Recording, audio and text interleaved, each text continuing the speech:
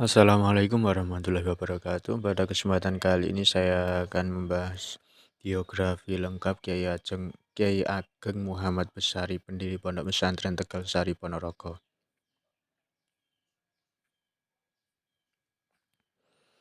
Kiai Ageng Muhammad Besari berasal dari Caruban, Madiun, Jawa Timur. Tidak ada keterangan kapan beliau dilahirkan. Ayahnya bernama Kiai Anom Besari dari Kuncen, Caruban, Madiun. Kiai Ageng Muhammad Besari mempunyai 9 orang anak, diantaranya Nyai Abdurrahman, Kiai Yakub atau Kiai Jakob, Kiai Ismail atau Kiai Ismail, Nyai Bukhari, Kiai Ishak Coper, Kiai Khalifah, Kiai Ilyas, Nyai Banjarsari menikah dengan Kiai Ibnu Umar yang selanjutnya menjadi tokoh agama di wilayah Banjarsari, Madiun. 9. Kiai Zainal Abidin menjadi menantu Raja Selangor, Malaysia. Dari jalur ayah, Kiai Ageng Muhammad Besari mempunyai silsilah sebagai berikut. Prabu Brawijaya V, Kerajaan Majapahit, Raden Patah Sultan Demak Bintoro, Sultan Trenggono Panembahan Prawoto, Pangeran Sumende atau Panembahan Wiro Asmoro. Makam beliau di Pasarean Setono Gedong Arya Makam Syekh Wasil Kota Kediri. Pangeran Sumende adalah murid dari Sunan Bayat, Raden Jalu Adipati Kediri, Pangeran Demang I, Raden Irawan atau Pangeran Demang II, Kiai Abdul Mursyad, Kiai Anom Besari, Kiai Ageng Muhammad Besari. Dari jalur ibu, Kiai Ageng mempunyai silsilah sebagai berikut. Nabi Muhammad SAW, Sayyidina Fatimah Az-Zahra, Ali bin Abi Thalib, Al-Imam Husain, Al-Imam Ali Zainal Abidin, Al-Imam Muhammad Al-Baqir, Al-Imam Ja'far Shadiq, Al-Imam Ali Al-Uraiti, sampai Sayyid Qasim Syarifuddin atau Sunan Derajat, Pangeran Trenggono Adipati Surabaya, Raden Panji Wiryakrama Adipati Surabaya, Pangeran Panji Jalalengkoro Adipati Surabaya, Pangeran Pekik Jenggolo Adipati Surabaya, Pangeran Pengampon, Kiai Ngarobi atau Raden Satmoto, Kiai Anom Besari, Kiai Ageng Muhammad Besari. Kiai Ageng Muhammad Besari wafat pada 1773. Beliau dimakamkan di dekat Masjid Agung Tegal Sari yang terletak di Jinontro, Tegal Sari, Kecamatan Jedes, Kabupaten Ponorogo, Jawa Timur. Beliau semenjak kecil dididik dan dibesarkan oleh kedua orang tuanya. Ayah beliau bernama Kiai Anom Besari yang berasal dari Kuncen, Caruban, Madiun. Setelah beranjak dewasa, Kiai Ageng Muhammad Besari melakukan perjalanan menuntut ilmu ke beberapa tempat. Guru-guru beliau diantara Kiai Anom, ayah Kiai Ageng Muhammad Besari, Kiai Ageng Donopuro, Kiai Nur Salim atau Kiai Ageng Mantub. Penerus Kiai Ageng Muhammad Besari yaitu anak-anaknya. Murid-murid beliau yaitu Raden Bagus Harun, Kiai Ibnu Umar atau Kiai Ibnu Umar.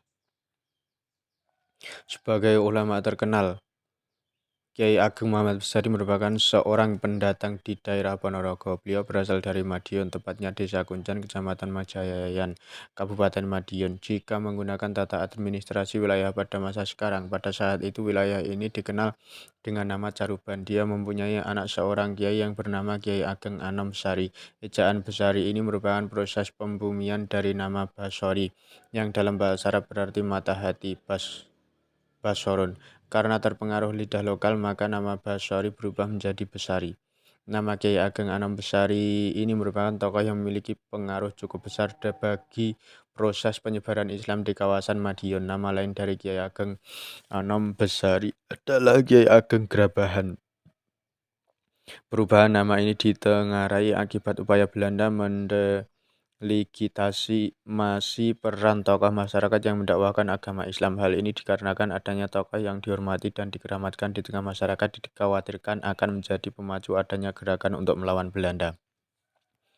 Selain itu, Kiai Ageng Anom Besari juga memiliki gelar Raden Neda Kusuma yang merupakan salah satu keturunan Brawijaya ke-14. Hal ini menunjukkan beliau merupakan seorang kiai yang memiliki nasab baik dan mulia. Berdasarkan tutur dari masyarakat lokal setempat, Kiai Ageng Anom Besari merupakan seorang pendakwah atau pengajar agama Islam di wilayah Caruban yang cukup berpengaruh. Sebutan Ki Ageng Grabahan ini diidentikan dengan aktivitas ekonomi yang dijalankan oleh Ki Ageng Anom, yakni berjualan gerabah. Gerabah sendiri merupakan alat-alat dapur yang dibuat dari tanah liat yang memulai proses pembakaran dalam api. Jadi nama Ki Ageng Grabahan ini bukanlah nama asli dari lahir, namun merupakan julukan yang diberikan berdasarkan barang yang dijual oleh Kiai Ageng Grabahan. Keberadaan pesantren Tegal Sari tidak dapat dipisahkan dari proses penyebaran Islam di Ponorogo. Gambaran ini dapat dilacak dari bibit Islam yang mulai ditanamkan di kawasan Ponorogo pada akhir abad ke-15. Cerita ini bermula ketika Prabu Brawijaya V memiliki anak dari seorang istri selir dari Pangeran Purworejo, Jawa Tengah yang bernama Lembu Kanigoro, alias Kanigoro yang tidak lain adalah Raden Katong. Beliau telah memeluk Islam bersama saudara tuanya Raden Patah, anak istri dari Selir Campa yang menjadi pemimpin kerajaan Islam pertama di Jawa yang berpusat di Demak Bintoro. Raden Katong setelah runtuhnya Majapahit mendapat amanah dan tugas untuk melakukan babat alas atau membangun kabupaten atau wilayah baru serta mendakwahkan Islam ke berbagai pedalaman Jawa bekas kerajaan Wengker dengan lokasi antara timur Gunung Lawu dan barat Gunung Wilis ke utara hingga sampai Segoro Kidul pesisir selatan Jawa. Sekarang lokasi tersebut dikenal dengan nama Madiun Ponorogo, sebagian Magetan hingga Pacitan. Raden Katong sendiri memimpin Ponorogo sebagai adipati. Beliau dibantu oleh Selo Aji, seorang patih, dan Kiai Ageng Mirah, seorang penasehat pada bidang agama. Setelah infrastruktur fisik dan pemerintahan dibangun, beberapa kelompok santri senior dari Demak dan Bagelan, ada kemungkinan juga dari Tembayat, kini Tembayat Klaten, Jawa Tengah, ikut serta terlibat dalam proses penyebaran Islam di kawasan bekas kerajaan Wengker tersebut. Rintisan Raden Bathara Katong inilah yang kemudian hari melandasi keberadaan Islam di model keislaman yang diwarisi serta dikembangkan di kawasan Ponorogo di sekitarnya. Berdasar babat Ponorogo, tempat pertama kali yang ditanami nilai keislaman dan kesantrian ialah kawasan Dusun Plampitan, Kelurahan Setono, Kecamatan Jenangan, Kemapanan Bubak. Alas tersebut semakin terkonsolidasi dan terorganisasi sekitar tahun 1482-an. Sementara untuk meningkatkan keamanan dan kemakmuran masyarakat, Raden Katong melakukan berbagai cara untuk berhadapan dengan Ki Ageng Kutu serta pendukungnya agar kedua simbol pemimpin Islam dan Hindu tersebut dapat hidup secara damai dan berdampingan. Hal inilah yang kemudian menjadi awal mula adanya sinkretisme tradisi Islam dan Jawa di pesantren Tegal Sari yang dijadikan sebagai cara untuk bisa diterima oleh masyarakat setempat, sehingga ada banyak ritual keagamaan di pesantren Tegal Sari yang bernuansa Islam, Hindu, dan Jawa. Sebagai leluhur dari Kiai Ageng Muhammad Besari, sisa dan jejak perjuangan Raden Katong sendiri dapat ditelusuri di Desa Durisawo sebelah barat pusat Kabupaten Ponorogo. Jejak perjuangan beliau juga dapat diakses di Kecamatan Jedes yang berada di sebelah selatan. Keduanya ditandai dengan adanya masjid dan pesantren yang masih eksis dan survive hingga saat ini. Adanya masjid sebagai simbol berkembangnya agama Islam di daerah tersebut menunjukkan telah berkembangnya nilai-nilai Islam di tengah masyarakatnya yang dipercaya dilakukan oleh leluhur Kiai Ageng Muhammad Besari. Adapun yang berkembang di daerah Jedes tersebut pada masa lalu sebenarnya merupakan bekas Kademangan, Kecamatan Surukubeng yang berada di selatan Desa Tegal Sari, dan Desa Demangan yang berada di barat laut Desa Tegal Sari. Sebagai tempat berdirinya pesantren Tegal Sari, Ponorogo ini secara spiritual mistik berkaitan erat dengan semboyan masyarakat Ponorogo, yakni jangan mengaji di pondok, mengajilah di Ponorogo. Sebagai salah satu kota di Jawa Timur, Ponorogo sangat identik dengan mistik dan berbagai ritualnya. Kenyataan tersebut ditopang dengan penamaan Ponorogo yang berasal dari Pono yang berarti tahu dan Rogo yang berarti tubuh. Sebagaimana keterangan dari kalimat tersebut, mengaji di Ponorogo memiliki maksud pencarian tentang diri sendiri, tentang ilmu tubuh. Ilmu tubuh yang tidak lain adalah ilmu tentang kesempurnaan hidup, atau dalam istilah dunia pewayangan ialah ilmu sastra Jendro Hayuningrat Pangruwating Diyu. Semboyan tersebut menjadi problematis bagi berdirinya pesantren Tegal Sari sendiri. Kemunculan Tegalsari sebagai sebuah tempat yang ramai bagi pemburuan ilmu tidak dapat dilepaskan dari pengaruh pendiri desa sekaligus pondok pesantren, yakni Kiai Ageng Muhammad Besari. Kondisi ini semakin memperoleh momentum baik pada saat Keraton Surakarta di bawah Susuhunan Pakubuwono II datang ke Tegalsari untuk meminta perlindungan saat mereka mengalami instabilitas keraton akibat situasi politik serta intervensi penjajah yang semakin jauh ke jantung keraton. Hal ini menunjukkan pesantren Tegalsari telah memiliki pengaruh kuat hingga ke kantong keraton sehingga pesantren ini dipercaya sebagai tempat untuk meminta perlindungan. Wibawa Tegalsari terus menanjak naik sampai kepada cucunya yang bernama Kiai Ageng Hasan Besari yang merupakan guru dari Raden Ngabehi Ronggowarsito yang dikenal sebagai pujangga penutup Jawa. Penyebaran Islam di Ponorogo pada era 1700-an juga merupakan periode yang cukup baik. Pada masa ini, tempat ini menjadi kota yang didatangi oleh santri dari berbagai daerah di Indonesia yang datang untuk belajar ilmu agama Islam di pesantren Tegalsari. Penyebaran Islam di area Tegalsari berawal dari kisah Pangeran Sumende Ragil yang merupakan saudara laki-laki dari Sunan Bayat yang juga kerabat dekat dengan Bathara Kateng yang mulai menyebarkan Islam di bumi Jawa Selatan tersebut. Setelah Pangeran Sumende meninggal, beliau dimakamkan sekitar 10 km selatan kota dekat Sungai yang mempertahankan agar makam ini tidak dibongkar oleh kolonial.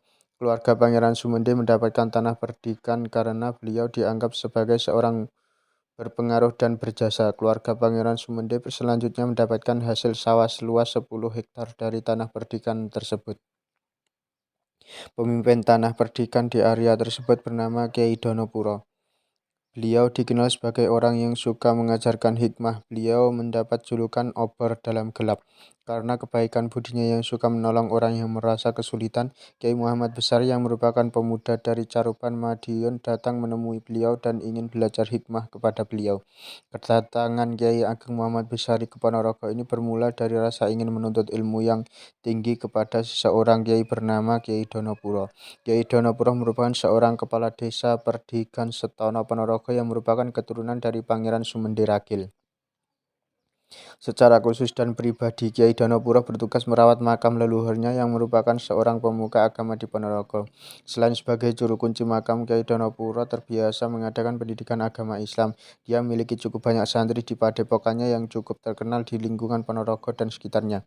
Hal ini mendorong Kiai Khotib Anom, Kiai Muhammad Besari, dan Kiai Nur Sodik muda tidak berkerasan untuk berdiam diri di rumah sehingga ketiga anak dari Kiai Anom Besari ini memutuskan untuk berpamitan kepada orang tuanya hendak menuntut ilmu ke Kiai Donopuro Ponorogo.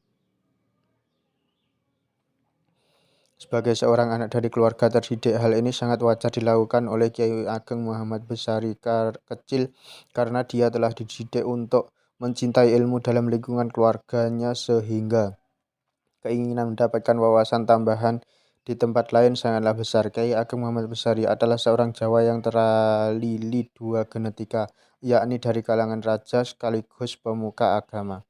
Silsilah kedua orang tua Kiai Ageng Muhammad Besari, Kiai Anom Besari dan Nyai Anom Besari merupakan orang-orang terpandang dalam tradisi masyarakat Jawa karena merupakan keturunan Sunan Ampel dan Prabu Brawijaya V.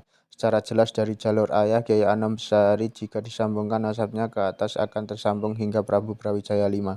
Kemudian dari darah ibunya Nyai Anom Besari silsilahnya akan sampai kepada Sunan Ampel Surabaya yang merupakan bagian dari Wali Songo penyebar agama Islam pada masa awal di tanah Jawa.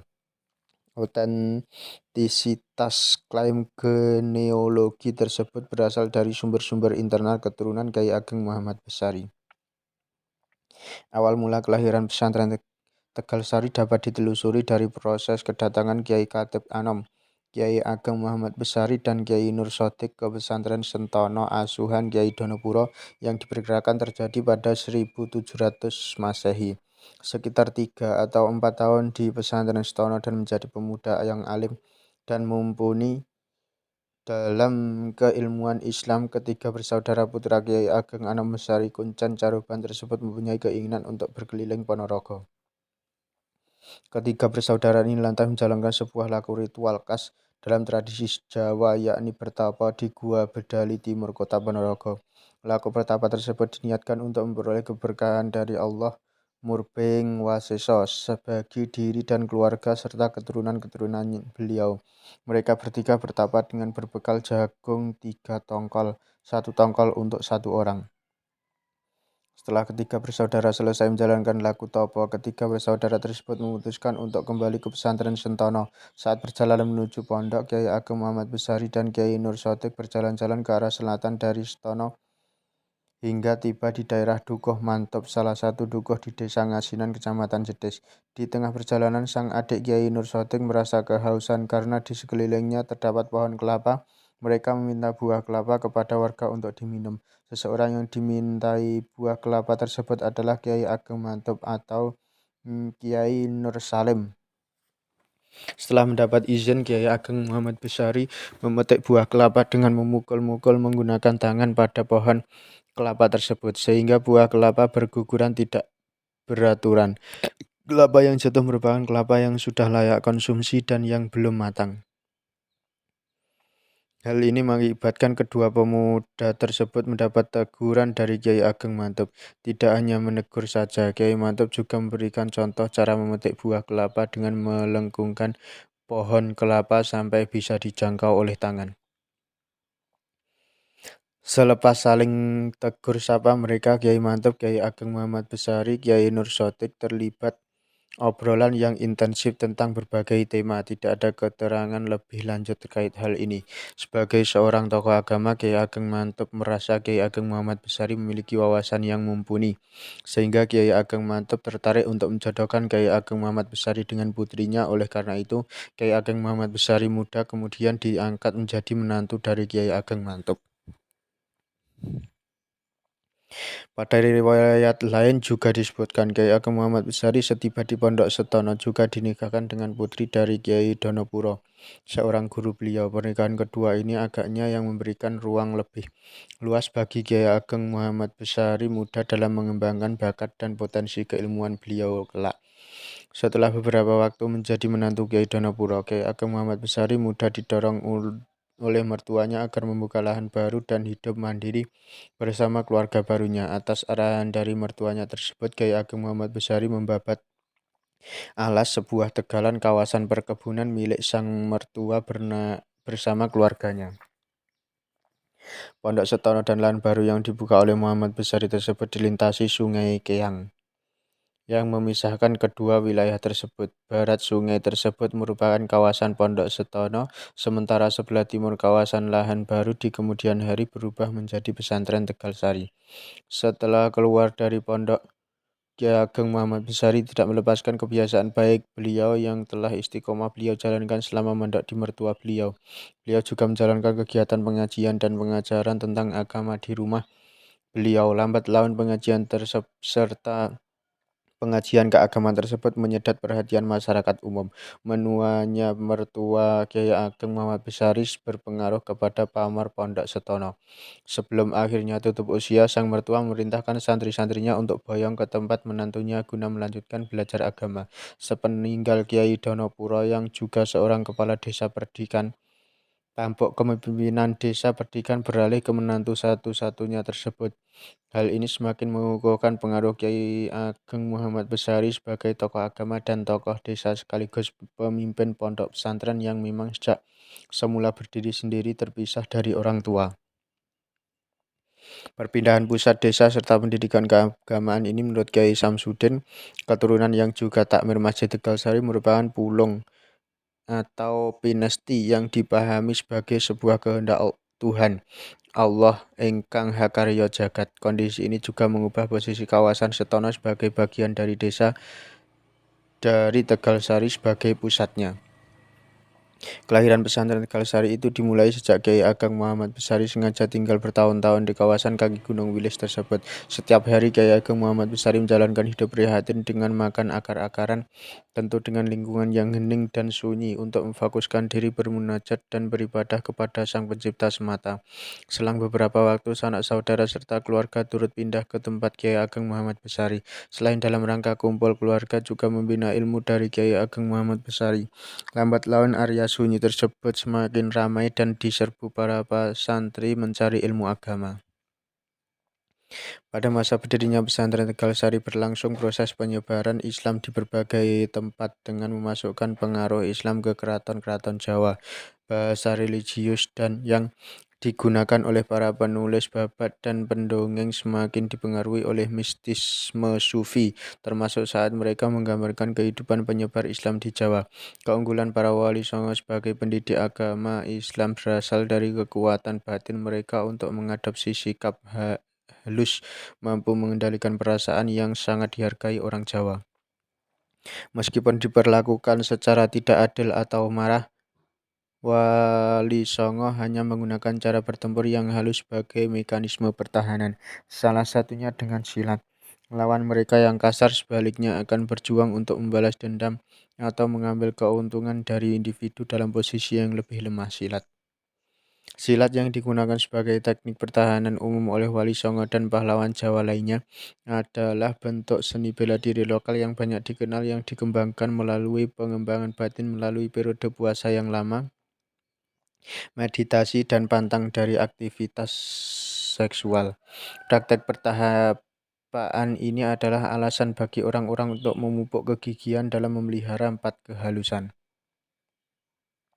Sebagai pesantren yang terletak di Ponorogo yang merupakan sebuah kota di daerah Jawa bagian selatan, pesantren Tegal Sari mendapatkan pengaruh kehidupan sosial masyarakatnya yang sangat memegang teguh budaya Jawa. Kehidupan masyarakat Ponorogo sangat dipengaruhi oleh nilai-nilai Mataram. Untuk dapat beradaptasi dan mampu diterima di daerah tersebut, pesantren Tegal Sari melaksanakan ritual dan tradisi yang dilaksanakannya dengan tetap mempertahankan nilai-nilai Jawa yang tidak bersinggungan dengan nilai Islam. Sistem masyarakat Jawa sendiri memiliki sejarah kelas yang berlapis-lapis. Hal tersebut tidak dapat dilepaskan dari historisitas Jawa itu sendiri. Sebagai sebuah pesantren tua,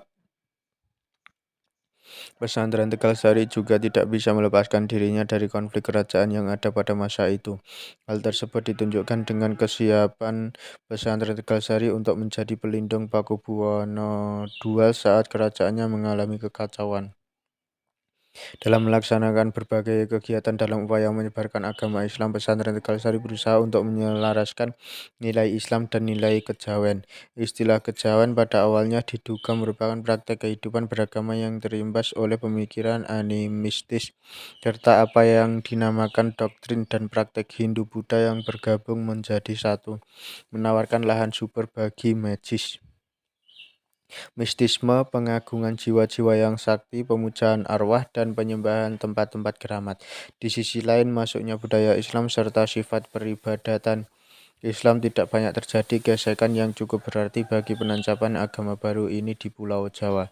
Agama baru dari Arab ini kemudian bergerak jauh ke pedalaman, dengan bentuk masyarakat yang mampu menyesuaikan diri seraya mengadopsi unsur-unsur Islam, sehingga ketersilangan Islam dan Jawa inilah yang umum dipahami sebagai kejawen. Sebagai pesantren yang lahir dalam masa periode 1700-1900-an, pesantren Tegal Sari berkembang dengan pesat. Hal ini ditunjukkan adanya banyak santri yang mencari ilmu di pesantren Tegal Sari dari berbagai daerah. Perkembangan pesantren Tegal Sari juga didukung fakta besarnya pengaruh pesantren Tegal Sari pada masa tersebut. Perkembangan pesantren Tegal Sari tak bisa dipisahkan dengan perkembangan pesantren secara umum pada periode tersebut. Kuatnya pendidikan Islam di Indonesia pada periode 1700-an sampai 1900-an. Hal ini dibuktikan dengan adanya pengadilan agama yang difungsikan Belanda untuk mengawasi pesantren. Hal ini membuktikan bahwa keberadaan pesantren cukup menggelisahkan pihak kolonial karena selain mampu menyebarkan nilai-nilai Islam, pesantren juga memiliki massa yang solid dan mudah digerakkan. Adanya pengadilan agama juga menjadi penting bagi Belanda karena pada era ini pesantren merupakan satu-satunya lembaga pendidikan Islam yang mumpuni. Pesantren telah mampu mendidik generasi penerus yang mumpuni. Selain itu, di dalam Pesantren juga diajarkan nilai-nilai nasionalisme dan patriotisme yang menjadi momok bagi pihak kolonial. Oleh karena itu, Belanda senantiasa berusaha menghalangi perkembangan pesantren. Pada era 1700-an, perkembangan pesantren cukup komprehensif baik di kota maupun desa. Inovasi dilakukan dalam berbagai aspek baik oleh pengasuh pesantren maupun pemerintah. Pada era ini, santri mulai dibekali pengetahuan umum untuk menyiapkan dirinya agar mampu berkiprah di kehidupan masyarakat. Pengetahuan umum juga dimaksudkan agar santri diterima di dunia kerja agar dapat mencukupi kebutuhan keluarganya kelak. Pengetahuan umum mulai diajarkan di sekolah-sekolah di dalam pesantren pada era ini. Selain dihalangi oleh Belanda, perkembangan pesantren pada era ini mendapatkan tantangan lainnya, yakni dituntut untuk mampu bersaing dengan sekolah-sekolah Belanda. Di Jawa terdapat 1853 pesantren pada awal abad 19 dengan jumlah santri 16.556. Jumlah ini menjadi bertambah secara drastis pada akhir abad 19 dengan total pesantren yang telah berdiri sebanyak 14.929 dengan 2.222 663 santri.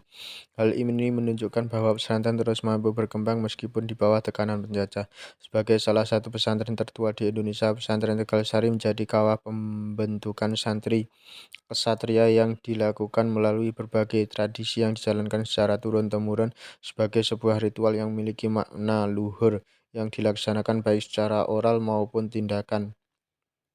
Berbagai santri yang terkenal baik di tingkat nasional maupun internasional lahir dari pesantren ini, termasuk Kyai Hasyim Asy'ari, Pakubuwono II, Rangga Warsita, dan Hasan Dipomenggolo. Di pesantren Tegar Sari, para santri giat melanggengkan berbagai tradisi yang sangat kuat yang ditunjukkan agar mereka siap berkiprah di masyarakat dan membawa perubahan yang berarti serta siap menjadi garda depan dalam perjuangan umat. Tradisi sendiri dipercaya sebagai mantra kepercayaan, legenda, kebiasaan, dan informasi yang diwariskan secara turun-temurun dari satu generasi ke generasi berikutnya, yang disampaikan dari mulut ke mulut maupun melalui praktek yang dilakukan secara terus-menerus. Tradisi yang berkembang di pesantren Tegal Sari dilaksanakan oleh santri dari masa ke masa dengan bimbingan pengurus pondok pesantren maupun santri senior. Berbagai bentuk pendidikan Islam dan pelestarian tradisi Jawa yang berkembang di pesantren Tegal Sari ini menjadi cara pembentukan santri kesatria yang siap berjuang lahir dan batin. Dalam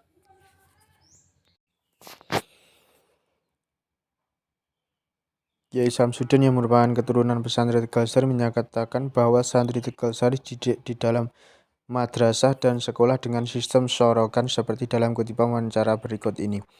Pesantren Tegal Sari membuat madrasah sekolah wetonan, sorokan, berjanjen, sholawatan, rampesan, ujud-ujudan, shollallahu, zikir siri namanya satariyah. Zikir satariyah ini yang diucapkan la ilaha illallah, illallah, Allah, hu.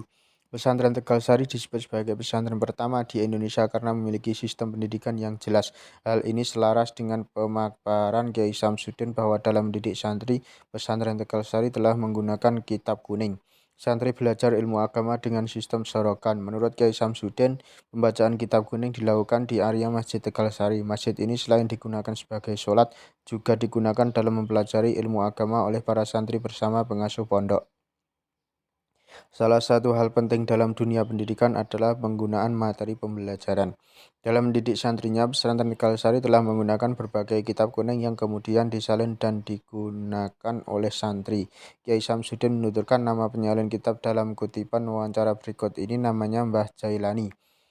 Beliau menulis kitab lama dengan tulisan tangan. Kitab yang ditulis mulai Tafsir Jalalan, Kitab Sitin, Primbon, Usul Fikih, I'anah, dan Shahih Bukhari. Nama-nama kitab yang disebut oleh Kyai Samsudin merupakan teks pegangan santri dalam mendapatkan pendidikan Islam di lingkungan pesantren Tegal Sari. Kitab-kitab kuning tersebut merupakan beberapa kitab yang dikaji santri bersama para pengasuh Tegal Sari guna mendalami ilmu agama Islam secara mendalam, selaras dengan pemaparan Kyai Samsudin. Ditemukan berbagai kitab yang digunakan dalam pesantren Tegalsari. Menurut hasil analisis dari manuskrip Tegalsari yang telah digitalkan dalam British Library.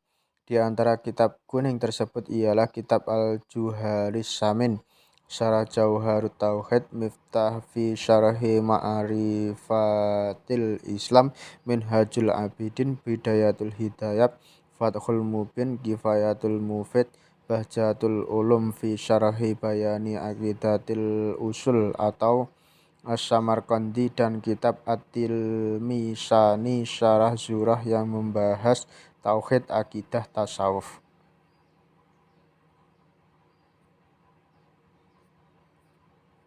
Kitab yang membahas usuluddin yang juga dikaji di pesantren Tegalsari ialah Irsyadul Murid, Tamamun Dirayah Liqorin Liqoyah, dan Kifus Zulmah. Kitab Fasolatan, doa wirid yang digunakan di pesantren Tegalsari yakni Al-Asma Al-Arba'in, Al-Muntahi, dan Mujarobat. Kitab yang bahas ilmu Al-Quran yang dikaji di pesantren Tegalsari diantaranya adalah kitab Hidayatus Sibyan, Tafsir Jalalain, Tajwidul Fatihah, Tajwidul Quran, Tajwid, dan Tafsir. Kitab hadis yang dikaji diantaranya ialah kitab Hadis Arba'in Syarah Usfuri. Kitab fikih yang menjadi rujukan ialah kitab Al-Muharrar, Fathul Mu'in, Bitsin, Fathul Qarib, Al-Mujib, dan At-Timisani. Kitab nahwu yang dipelajari diantaranya ialah kitab At-Tanabi, Al-Matalib fi Istilahil Matalib. Kitab lain yang juga dipelajari ialah kutipan Ihya Ulumuddin dari cerita Nabi Ibrahim. Selain belajar ilmu agama dari berbagai kitab kuning, bentuk pendidikan yang diterapkan oleh pesantren Tegalsari ialah adanya pelatihan kanuragan. Hal ini disampaikan oleh Kiai Samsudin pada kutipan wawancara berikut ini. Berkaitan dengan pelatihan kanuragan, yang ahli dalam bidang ini adalah Kiai Nur Sodik. Kiai Nur Sodik ini berkeyakinan bahwa jika rambut masih bisa dipotong, maka pelatihan kanuragan akan terus dilaksanakan. Kiai Nur Sodik ini adalah adik Kiai Muhammad Besari. Beliaulah yang ahli dalam ilmu kanuragan. Dalam hal ini pelatihan kanuragan ditujukan untuk mengamalkan ajaran Islam terkait menjaga kesehatan dan kekuatan tubuh. Adanya pelatihan kanuragan ini menunjukkan bahwa pesantren Tegalsari membekali santrinya dengan ilmu lahir maupun batin. Sebagai pesantren yang lahir jauh sebelum kemerdekaan, pesantren Tegalsari juga memiliki berbagai tradisi yang luhur dan memiliki makna agung. Di antara tradisi yang berkembang pada masa tersebut adalah adanya lelaku prihatin yang dilaksanakan melalui pertapa dan puasa. Tradisi lain yang juga berkembang adalah adanya mantra-mantra yang menjadi tradisi oral mistis penuh nilai. Tradisi yang tidak kalah penting dan terus dilanggengkan dalam pesantren Tegalsari adalah sedekahan atau selamatan yang menjadi cara untuk mendapatkan keselamatan, perdamaian, dan ketentraman. Semua bentuk tradisi tersebut menjadi cara bagi pesantren Tegalsari dalam membina santrinya untuk menjadi santri kesatria lahir dan batin. Sebuah tradisi senantiasa memiliki makna dan maksud serta manfaat yang signifikan, sehingga layak dilaksanakan dan dipelajari oleh generasi penerus. Tradisi sendiri bukanlah semata-mata sebuah pengulangan, namun tradisi merupakan keberlanjutan yang ditunjukkan untuk menjaga kebiasaan yang memiliki tujuan. Setiap tradisi yang diajarkan oleh para pendiri dan pengurus pesantren Tegalsari memiliki tujuan yang komprehensif dalam upaya mewujudkan lahirnya santri yang luhur. Tradisi juga terpercaya sebagai cara yang digunakan oleh para generasi pendahulu untuk membangun identitas tertentu. Melalui tradisi yang dilaksanakan di pesantren Tegalsari, santri diarahkan untuk memiliki identitas yang kuat sebagai santri kesatria yang tangguh dan siap berkiprah. Tradisi yang berkembang di Jawa memiliki simbol untuk perwujudan keharmonisan tempat, termasuk tradisi yang berkembang di pesantren Tegalsari. Setiap pelaksanaan tradisi dilaksanakan santri secara bersama-sama tanpa menunjukkan perbedaan yang ada. Tradisi juga dilaksanakan dengan menjunjung tinggi keharmonisan dan kesatuan. Santri yang berasal dari berbagai latar belakang yang berbeda, baik suku, daerah, maupun perbedaan lainnya, menjadi satu kesatuan di bawah naungan pesantren Tegalsari dan digembleng secara maksimal melalui ritual yang terus dijalankan.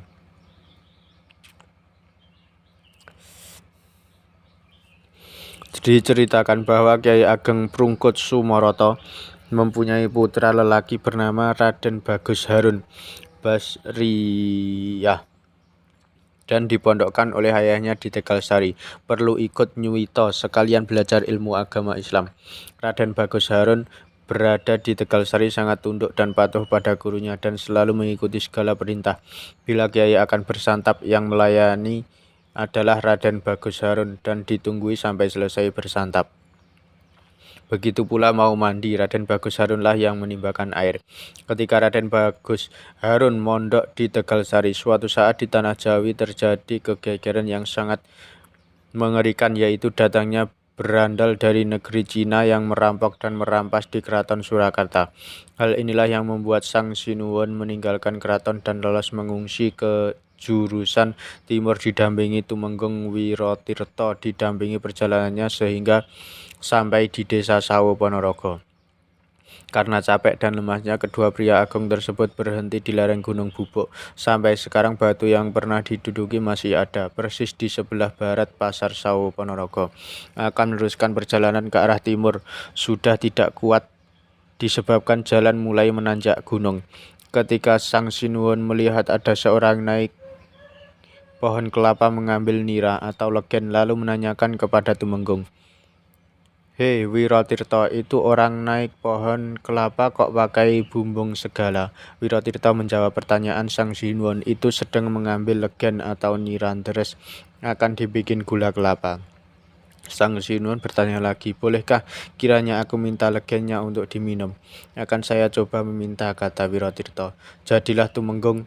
Wirotirto minta legen kepada orang yang deres dan disampaikan kepada Sang Sinuwun.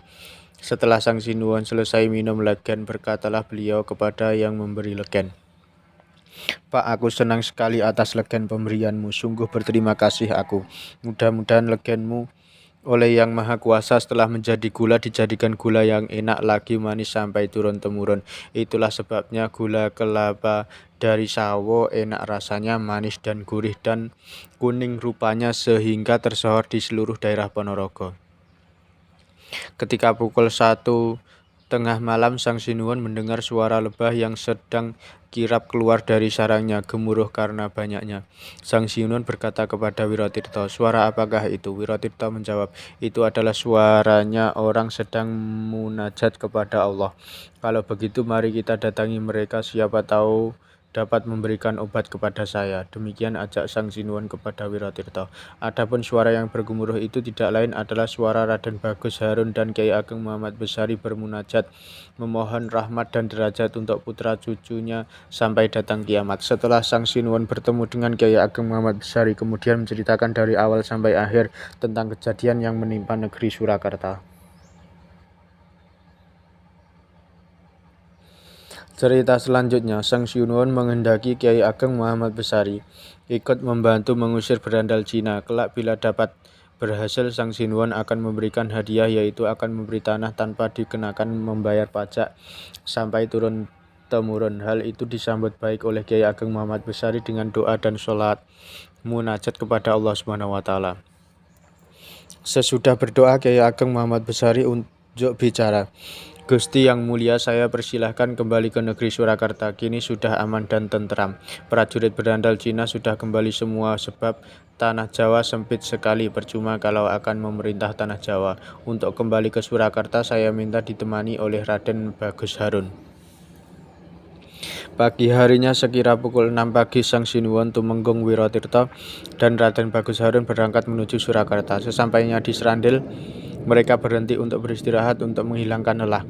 Beberapa saat Sang Sinuwun merasa lapar dan kebetulan ada seorang perempuan yang membawa kemarong, keranjang dari bambu yang isinya nasi dan sayur berkuah. Sang Sinuwun bertanya pada Raden Bagus Harun, apa boleh minta makanan yang dibawa? Dan Mbok Ronjoy Jian, nama yang membawa makanan dalam kemarang tersebut, mengizinkan Sinuwun untuk makan makanan.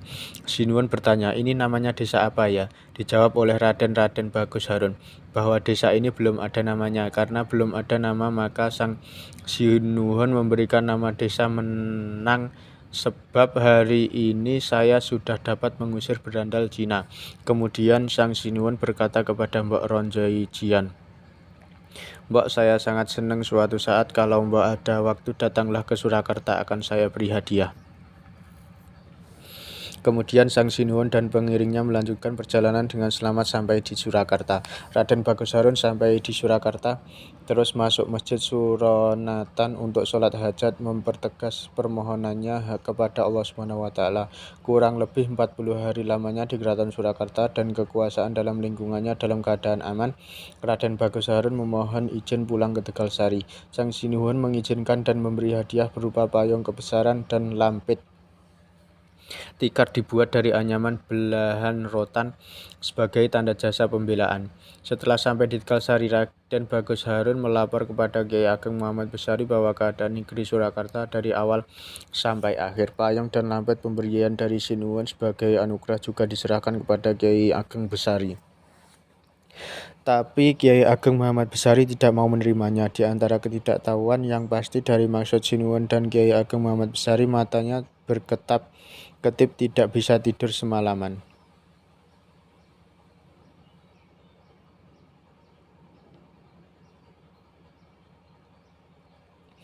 Akhirnya Raden Bagus Harun berketatapan hati untuk kembali ke Surakarta untuk mencari tahu apa maksud payung dan tikar tersebut.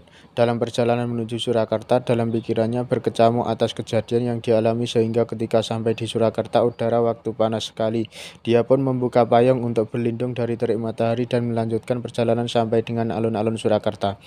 Karena demi keamanan sekitar alun-alun dijaga ketat oleh pasukan keraton dengan tentara pemanah yang luar biasa tangkasnya, mengetahui ada orang memakai payung yang tidak jelas penampilannya, maka orang tersebut yang tidak lain Raden Bagus Harun dihujani dengan panah, namun ajaib tidak ada satu panah pun yang bisa menembus dan melukai Raden Bagus Harun. Setelah mengetahui yang datang adalah Raden Bagus Harun, maka Sang Sinuhun menjelaskan bahwa payung tersebut dianugerahkan kepadanya untuk selama-lamanya. Setelah mengetahui yang sebenarnya maksud Sinuhun, Raden Bagus Harun mohon izin untuk pulang kembali ke Tegalsari Ponorogo. Ketika perjalanan pulang, Raden Bagus Harun sampai di Grojogan Dam Bang Peluang di Desa Nglengkong, Kecamatan Sukorejo, Distrik Sumoroto. Dia berhenti dan berpikir tentang payung dan lampet tersebut. Jika dua benda ini aku simpan sampai kelak kemudian hari, maka anak cucuku nanti pasti punya pikiran gumedhe, sopo siro sopo ingsun. Maka sambil bermunajat kepada Allah, Raden Bagus Harun melempar dua benda tersebut ke dalam grojogan tersebut. Ya Allah, grojogan ini sebagai saksi, limpahkanlah karunia berkah-Mu kepada anak cucuku dengan kebesaran-Mu, ya Allah. Begitulah kata orang-orang yang datang ke tempat grojogan Bang Peluang itu. Apabila ada penampakan dua benda tersebut, maka keberhasilan akan datang pada yang melihatnya. Wallahu alam bishawab. Sekembalinya Raden Bagus Harun dari Surakarta, lalu ikut nyuwito lagi pada Kiai Ageng Muhammad Besari. Lama-kelamaan Raden Bagus Harun mempunyai keinginan menjadi orang yang berdiri sendiri dan mempunyai tanah bukaan. Babatan sendiri juga merdeka seperti Tegalsari. Pada suatu hari Raden Bagus Harun menghadap Kiai Ageng Tegalsari dan menyampaikan keinginan hatinya. Duhai Rama Panembahan, perkenankanlah kami menyampaikan keinginan ke hadapan para Rama Panembahan. Ada apa gerangan, coba haturkan. Hamba ingin punya tanah babat sendiri yang merdeka seperti tanah babat milik Rama Panembahan. Kiranya tanah mana yang bisa dibabat untuk anak cucu keturunan kami kelak. Demikian tutur Raden Bagus Harun. Kiai Ageng Muhammad Besari memberi petunjuk, Harun, kalau engkau ingin babat tanah, carilah payungmu yang kau buang di grojogan Bang Peluang dahulu itu. Nanti daun kitari mengikuti hutan, jangan berhenti sebelum ketemu. Kebingungan melanda Raden Bagus Harun kembali, maka Sang Kiai Ageng Muhammad Besari menegurnya, jangan termangu-mangu dan linglung, Harun. Allah itu mempunyai kekuasaan yang maha besar. Kalau engkau ingin segera memiliki tanah babat, cepat-cepatlah cari payungmu. Setelah mendengar kata-kata Kiai Ageng Muhammad Besari, maka Raden Bagus Harun mencari payung yang dibuang tersebut sampai dengan 1000 hari. Baru ditemukan di suatu tempat dengan ditandai bau yang harum di tempat tersebut. Maka bergegas kembali ke Kiai Ageng Besari sambil mengaturkan payung tersebut, dan serta-merta Sang Kiai menyuruh untuk membuka babat di mana payung tersebut ditemukan. Tempat tersebut akhirnya dinamakan dengan nama Desa Sewulan berasal dari Sewu Dino.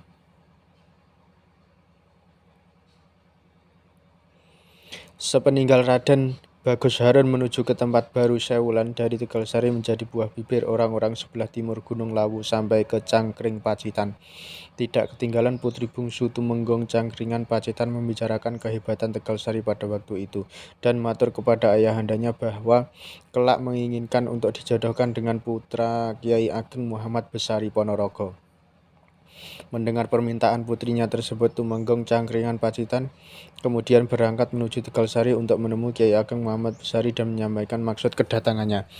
Maka Kiai Ageng Muhammad Besari menyambut apa yang dikehendaki oleh putri Tumenggong Cangkring tersebut dengan penjelasan bahwa Kiai punya putra tapi buruk rupa dan berperawakan cebol. Apa sekiranya putri Tumenggong mau dengan putra saya tersebut? Tanpa pertimbangan apapun, Tumenggong Cangkring menyetujui, kemudian pulang ke Pacitan sambil berpesan kepada putra Kiai untuk datang melamar ke Cangkring Pacitan. Tidak lama kemudian Kiai Ageng Muhammad Besari memanggil putranya yang bernama Kiai Zainal Abidin dan memberitahukan tentang maksud pernikahannya dengan putri Tumenggong Cangkring Pacitan. Singkat kata, Kiai Ageng Muhammad Besari mengutus kakak Kiai Zainal Abidin yaitu Kiai Ilyas untuk mewakili dan pergi ke Cangkring Pacitan disertai santri untuk keperluan melamarkan adiknya Kiai Zainal Abidin. Tetapi setelah acara pernikahan diatur demikian rupa, terjadi keributan. Ternyata setelah dipertemukan antara Kiai Zainal Abidin dan putri Tumenggong Cangkring, sang putri menolak setelah melihat mempelai laki-lakinya buruk rupa dan cebol, dan maunya hanya dinikahkan dengan Kiai Ilyas, kakak Kiai Zainal Abidin yang mewakili pada waktu lamaran. Singkat kata, untuk menyelesaikan maka akhirnya Kiai Ilyas yang dinikahkan dengan putri Tumenggong Cangkring dari Pacitan. Sedangkan Kiai Zainal Abidin sangat malu atas nasib yang menimpa dirinya dan atas pertimbangan dengan kakaknya Kiai Ishak Coper bermaksud untuk menunaikan ibadah haji kepada orang tuanya. Karena ketiadaan biaya untuk memberangkatkan kedua putranya ke Tanah Suci, Kiai Ageng Muhammad Besari bermunajat kepada Allah SWT, dan setelah selesai bermunajat maka dipanggillah kedua putranya. Nak, lihatlah di bawah pesujudan, apabila ada emasnya ambillah untuk berangkat, kalau tidak ada mungkin Allah SWT masih memberikan kita ujian untuk bersabar. Maka kedua putra Kiai Ageng Muhammad Besari pergi menuju tempat persujudan dan membuka di bawahnya, ternyata ada banyak sekali emas di bawah tempat persujudan, dan mereka mengambil emas secukupnya untuk biaya menunaikan ibadah haji. Sambil bersujud pada kedua orang tuanya minta izin berangkat. Setelah keduanya pergi menunaikan ibadah haji, dalam perjalanan pulang kapal yang dinaiki keduanya berlabuh di Selangor selama 7 hari, dan keduanya meluangkan waktu untuk berjalan-jalan melihat keadaan kota. Ketika kapal sudah mau berangkat, Kiai Ishak Coper memanggil adiknya Kiai Zainal Abidin untuk segera naik ke kapal. Akan tetapi Kiai Zainal Abidin tidak mau dan memilih tinggal di Selangor. Selama di Selangor, Kiai Zainal Abidin banyak sekali dan terus melakukan iktikaf dalam masjid kota dan menjalani kehidupan sebagai orang perantauan. Pada suatu ketika putri Kanjeng Sultan Selangor menderita sakit yang tambah lama tidak tersembuhkan. Karena putus asa, sang sultan membuat sayembara, barang siapa yang bisa menyembuhkan sang putri, kalau laki-laki maka akan diambil sebagai menantu, kalau wanita akan dijadikan anak putri Kanjeng Sultan Selangor. Maka sayembara pun bergema sampai pelosok penjuru negeri, namun tak satu pun yang dapat menyembuhkan penyakit sang putri. Dan diceritakan Kiai Zainal Abidin yang sudah 2 bulan melakukan iktikaf di masjid kota bermaksud keluar dari masjid untuk melihat-lihat sejenak, dan sesampainya di luar gapura masjid mendengar berita tentang sayembara tersebut, tergerak hatinya mendengarkan penderitaan sang putri, maka diputuskan untuk menghadap sang sultan dan menyampaikan maksud kedatangan untuk membantu menyembuhkan putri. Sang sultan pun berkenan dan Kiai Zainal Abidin dibawa ke keputrian untuk mengusahakan penyembuhan yang sang putri. Atas izin Allah, maka Kiai Zainal Abidin bisa menyembuhkan penyakit sang putri, dan alangkah bahagianya sang sultan melihat kejadian tersebut. Maka sesuai dengan janji Sultan, Kiai Zainal Abidin diambil menantu dan terus dinikahkan dengan putri Raja Selangor. Setelah itu keturunan Kiai Zainal Abidin dan putri Sultan Selangor menjadi penerus kekuasaan Raja-Raja Selangor. Sesudah Kiai Ageng Muhammad Besari mengangkat semua putra-putrinya ke jenjang rumah tangga, tinggal seorang putrinya yang busu yang belum mendapatkan jodoh sehingga membuat prihatin Kiai Ageng Muhammad Besari. Beliau memohon kehadirat Allah SWT agar putri bungsunya segera mendapatkan jodoh. Diceritakan bahwa Kiai Ageng Pugeru mempunyai putra lelaki yang bernama Kiai Ibnu Umar atau Kiai Ibnu Umar dilamarkan ke Tegalsari oleh ayahnya. Setelah diterima oleh Kiai Ageng Tegalsari, Kiai Ibnu Umar kemudian dinikahkan dengan putrinya. Antara 7 hari sesudah dari pernikahan di Keraton Yogyakarta terjadi suatu kejadian yang menggemparkan, ialah hilangnya Pangeran Singosari yang pergi dari Yogyakarta dan membuka babat hutan di daerah Malang, di desa Singosari, dan mendirikan istana keraton sendiri. Sinuhun Yogya bertanya kepada Tumenggung. Ki Tumenggung ini nanti akhirnya bercerita bahwa Pangeran Singosari tidak mau kembali ke Yogya daripada nanti ada perang saudara. Bagaimana ini Tumenggung? Ki Tumenggung lalu memberikan jawaban kepada Kanjeng Sinuhun Yogya. Gusti, sebaiknya Paduka saya mohon mengirim utusan ke Tegalsari minta pertolongan kepada Kiai Ageng Muhammad Besari supaya Kiai Ageng mau mengajak pulang Pangeran Singosari kembali ke Jogja. Kalau demikian engkau saya utus pergi ke Tegalsari menyelesaikan persoalan ini, perintah Sinuhun. Ki Tumenggung menyanggupi, kemudian buru-buru berangkat menuju Tegalsari. Sesampainya di Tegalsari kemudian menemui Kiai Ageng Muhammad Besari dan mengatakan maksud dan tujuannya menghadap Kiai Ageng. Kiai, saya diutus oleh Sinuhun Yogya untuk mohon bantuan Kiai membawa pulang Pangeran Singosari yang dewasa ini sedang babat di hutan desa Singosari Malang. Dikhawatirkan kalau Pangeran tidak mau pulang ke Yogya kelak akan timbul perang saudara. Nanti apabila Kiai Ageng dapat membawa pulang Pangeran Singosari, maka Kiai akan diberi anugerah yaitu bumi merdeka yang tidak dikenakan pajak untuk selama-lamanya. Kiai Ageng Muhammad Besari kemudian memanggil Kiai Ibnu Umar, putra menantu yang baru menikah, dan memerintahkan Kiai Ibnu Umar, hari ini engkau saya utus ke Singosari Malang supaya membujuk pangeran yang sedang babat hutan mau kembali ke Yogya. Kiai Ibnu Umar pun sendika dawuh atas perintah yang diberikan oleh mertuanya dan berangkat bersama-sama dengan Ki Tumenggung. Sesampainya di Malang, Kiai Ibnu Umar sholat di perbatasan hutan yang sedang dibuka oleh Pangeran Singosari. Setelah sang pangeran mengetahui kedatangan tamu dan salah satunya Ki Tumenggung dari Yogya, maka pangeran memerintah Senopati untuk menangkap Ki Tumenggung. Kiai Ibnu Umar menerangkan segala maksud tujuannya menemui Pangeran Singosari, dan Ki Tumenggung hanyalah mengantarkan Kiai Ibnu Umar. Dan setelah keduanya berbicara panjang lebar, akhirnya ada kesepakatan bahwa Pangeran Singosari mau pulang ke Yogya dan Kiai Ibnu Umar sebagai jaminan atas keamanan Pangeran Singosari. Ki Tumenggung diutus berangkat dahulu untuk memberitahu kepada Sinuhun Jogja atas segala perihal yang sudah dilaksanakan dan meminta penjemputan oleh prajurit di batas kota Jogja. Atas jasa Kiai Ibnu Umar, maka Sinuhun menghadiahkan bumi perdikan Banjarsari Madiun bebas pajak.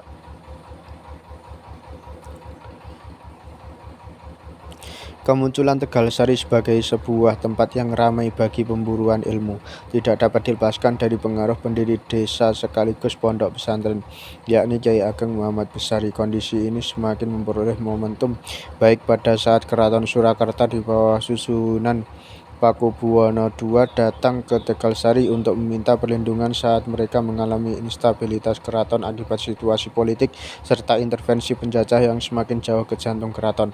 Hal ini menunjukkan pesantren Tegalsari telah memiliki pengaruh kuat hingga ke kantong keraton sehingga pesantren ini dipercaya sebagai tempat untuk meminta perlindungan. Kelahiran pesantren Tegalsari itu dimulai sejak Kiai Ageng Muhammad Besari sengaja tinggal bertahun-tahun di kawasan kaki Gunung Wilis tersebut. Setiap hari Kiai Ageng Muhammad Besari menjalankan hidup prihatin dengan makan akar-akaran.